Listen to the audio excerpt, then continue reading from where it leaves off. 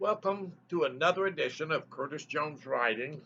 Uh, if you're just joining me for the first time, I'm reading each chapter out of all the books I've written. I'm on the second volume of Love Endures All Things, subtitle Across the Creek, uh, and I'm on chapter 12. If you haven't seen any of the others, you can go back and look at the beginning. First book I read from was Dad's Old Truck, Volume 1, then Dad's Old Truck, Volume 2. Imagination was the next book, and Love Endures All Things, and then Love Endures All Things, Volume 2, Across the Creek. After I finish this one, I'll be reading Love Endures All Things, The Deep South, which is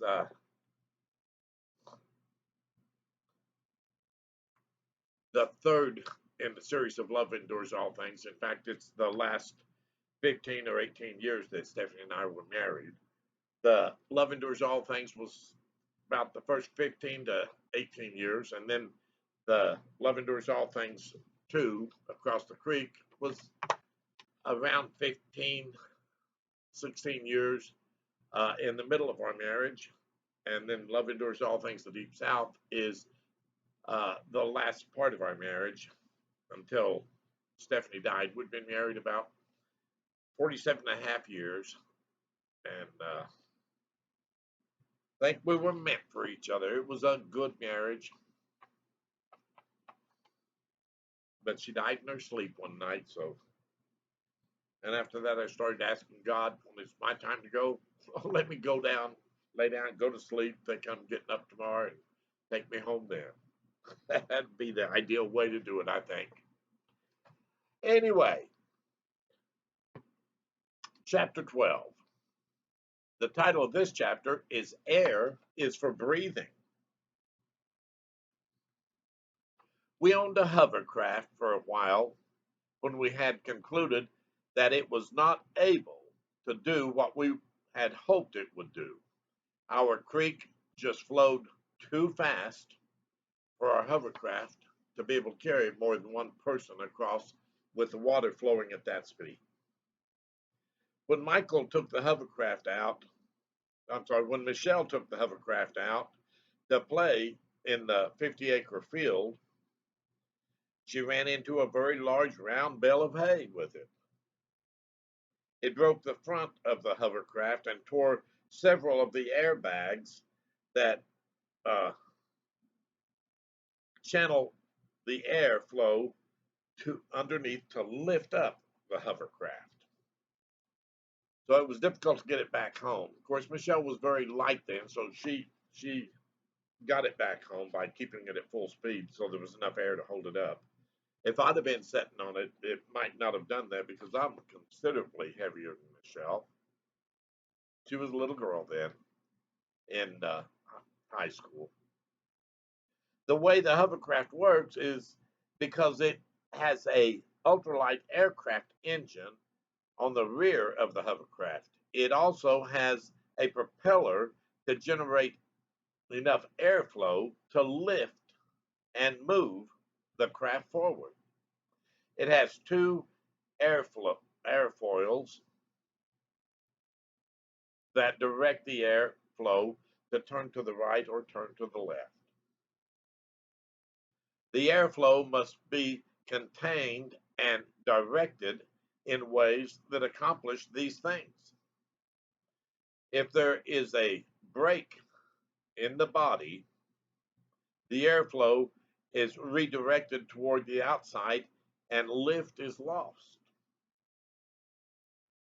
They use ultralight aircraft engines because of the high speed in revolutions at which they run. This is needed to turn the propeller fast enough to generate the air pressure required. However, if the water flow beneath the craft runs fast enough, it will limit the weight the craft can carry. It works fine with only one person aboard, but add another person and the craft struggles to cross the creek when it is high enough to need the hovercraft because the creek ran quite fast. It was only 100 foot across the creek when it was high. We began to look to sell or trade the hovercraft for something we would be happy with. It didn't take long until we had an offer to trade the hovercraft for a one person ultralight aircraft.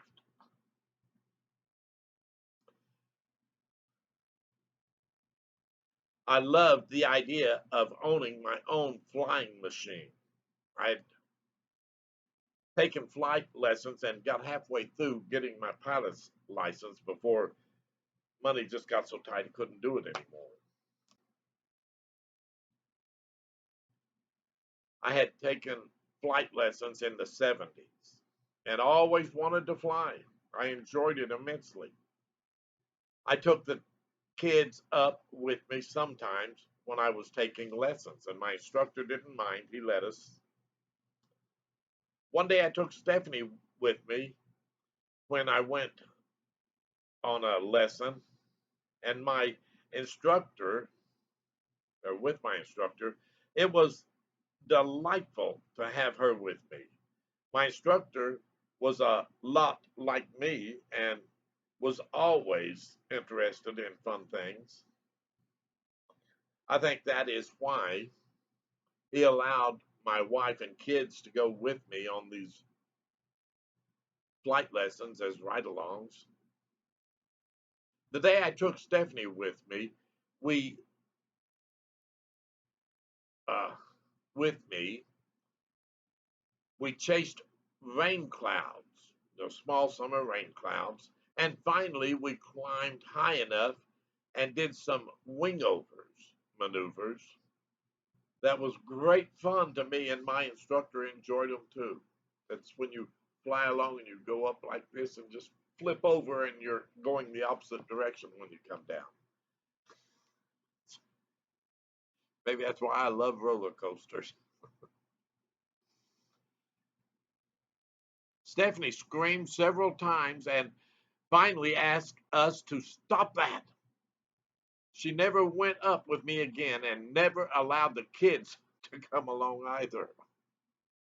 Everything has a cost, doesn't it? I wished I had not scared her so. About a year after those events, my instructor was giving a flying lesson and his plane caught on a high line wire on the leading edge of the main wing of the airplane. He was flying and it pulled loose about 1,200 feet of wire from the poles. It drug with him and was still attached to the plane. The only reason he did not crash was because he was flying a Balanca airplane that had a 6-inch wooden leading edge on the main wing. When he landed, he was fired. I didn't like to be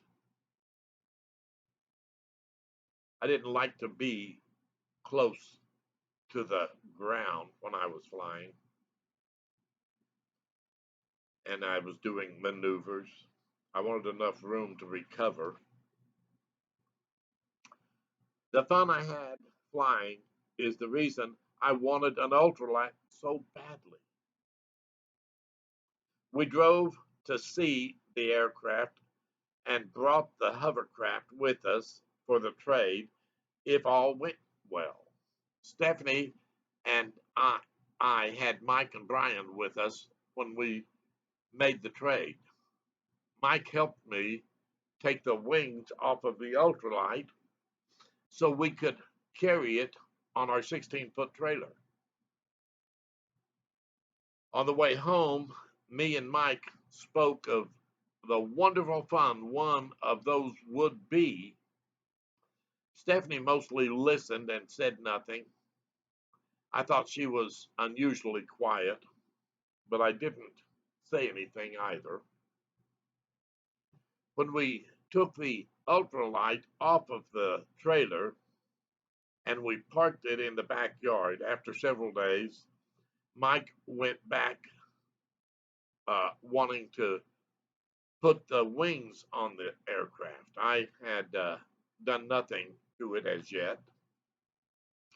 I helped with the cables and worked the control surfaces, or that worked the control surfaces. We got the plane fully assembled and ready. The only trouble was it was in the backyard. I would have to clear a path to the 50-acre field for takeoff and for landing. It had been 3 months sitting, and it been would have been so cold in an open cockpit up in the air. We would have frozen up there with a 50-mile-an-hour wind blowing on us and about 40 degrees temperature. The next weekend, Mike came over and worked on starting and running the Lycoming engine that was the power plant for the ultralight. It started when we first looked at it, but I wanted to know just how dependable it was. I left him alone for that so he could concentrate on what he was doing. He was a good motor repairman. He had his young son there to keep him company, and his son asked so many questions at that time. I would see Mike shake his head every now and again, and I knew it was because he was asking so many questions. In early afternoon, I heard the engine start and run for a little while before it died. The problem was that the fuel had become uh, nearly useless from age. I don't know how long the fuel had been in it when we had traded for it. Mike finally got the fuel system cleaned and flushed out. The carburetor also had to be cleaned and returned. When Mike got that close to starting and running the airplane, is when Stephanie told me what her and the man's wife, or the wife of the man I traded the hovercraft to, had said to her. She stopped me from going outside to help until I had heard her out. She said that the man had almost crashed the ultralight into several trees and would have fallen maybe 100 feet to the ground, and his wife forced him to trade the thing off. Just a few weeks before Mike had the thing running, a man that I was acquainted with had died from crashing an ultralight while trying to land near his house. The news said his wife discovered him when she came home that day. I had acquired the plane in spite of that. I was a little scared of it since I could see just how flimsy it looked with an open with and let me read that again. I had acquired the plane in spite of that. I was a little scared of it since I could see just how flimsy it looked with an up close and logical inspection. It was made from 1.5-inch aluminum tubing and covered with a nylon cloth. I still had hoped of flying it when I had cleared a runway to the large field next door, I already had permission to use it for that ultralight. I listened to what Stephanie said, and I also thought about what I had been considering of late anyway. When I went outside to assist Mike in the starting starting the plane, he sat in the cockpit of the little ultralight and pulled the starter rope, which was over his head. It started like a lawnmower with a pull rope. Mike had the choke on full from his previous tries to start it. It started at first pull and sputtered and coughed like it was flooded or something. Mike's son was standing beside me and watching with great interest. He was excited to see his dad so excited too. Myself and Brian were holding on to the trailing edge of the main wing just in case the plane started to move. There in the backyard. It was so loud it was almost impossible to hear anything that was said, even at a yell. The noise level was enough to cause pain in our ears, which were without ear protection.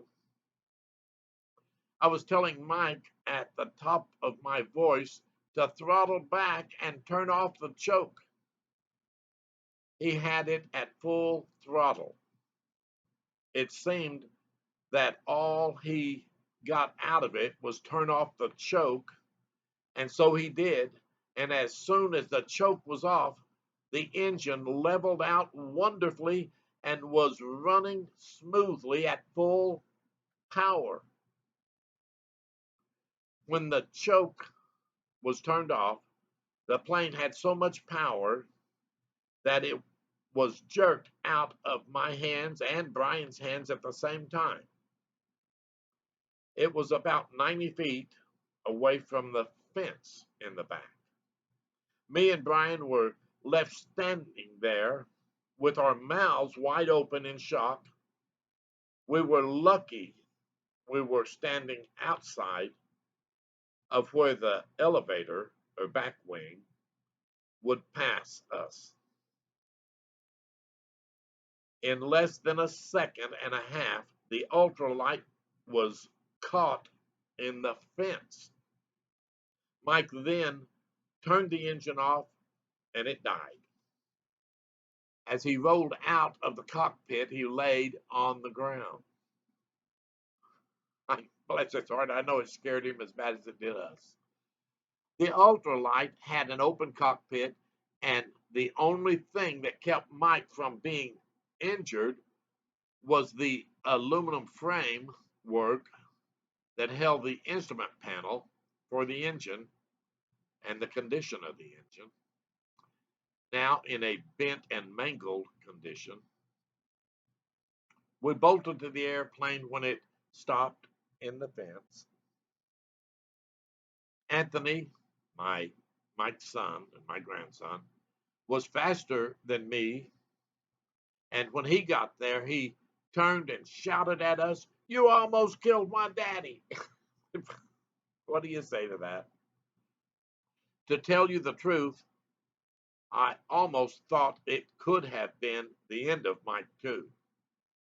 I was not going to find myself in a similar situation or a worse situation someday. Right there and then, I decided this thing had to go while we were all yet alive. The fact of what happened saved me from having to admit that I had made a mistake by trading for an ultralight that I would never fly. So thanks to Mike and for the damage done to the plane, and I could not fly it now anyway. I had a good friend that lived about 10 miles from Nycut, and I had met him some years back when I traded him out of a 10,000-watt generator.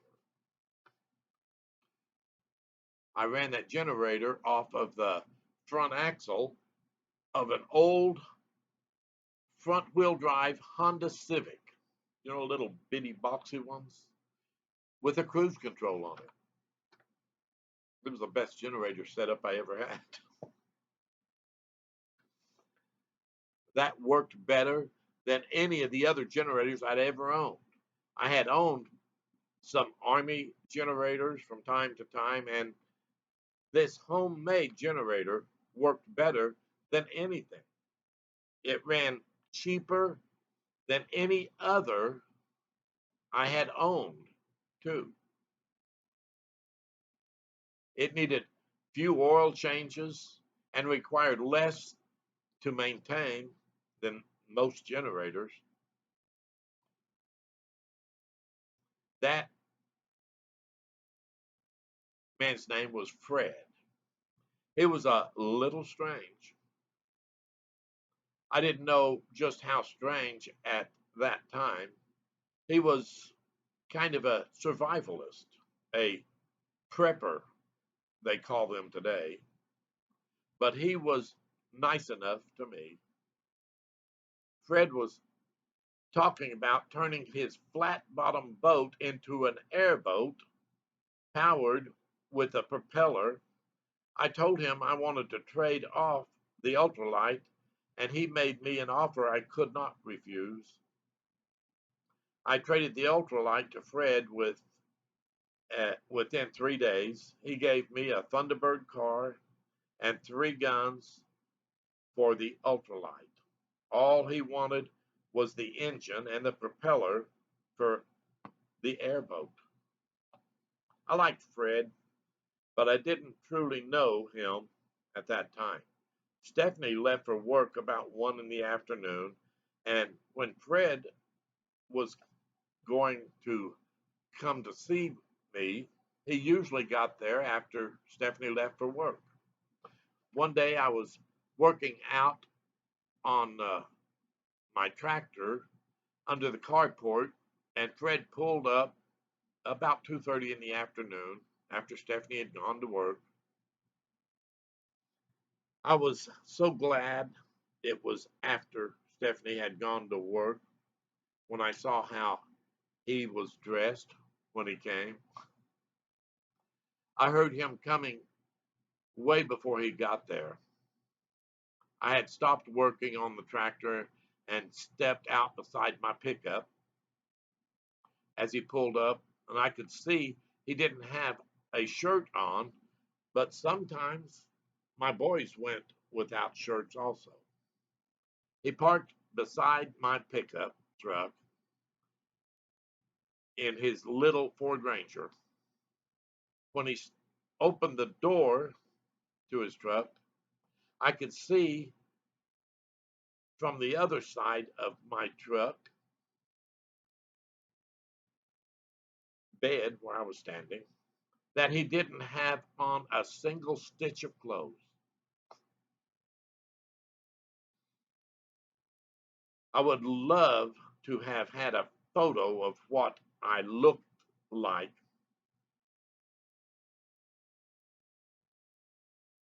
when I realized how he was dressed or how he was undressed. I almost lost my breath as he got out of his truck. I started to laugh and then stopped myself from my own embarrassment. I was so surprised to see anything like that, and from a grown man who should have known better. I wondered what was going on. I said to him, "You know, you don't have on any clothes, don't you?" He replied, "Yes," and said, "When I lived in Enid, Oklahoma, we used to belong to a nudist colony, and I miss that."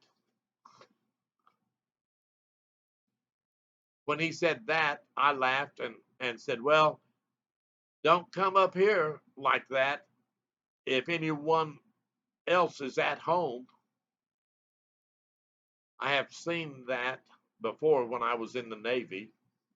Didn't even like it then. He then walked to the back of my pickup and stood at the tailgate.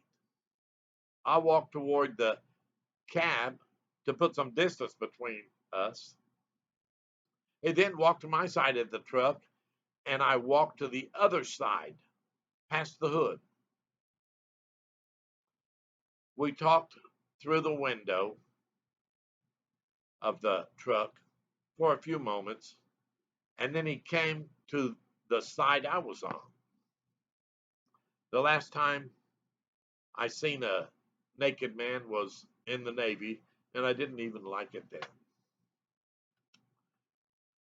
I looked only at his face, and I didn't let my eyes wander anywhere else.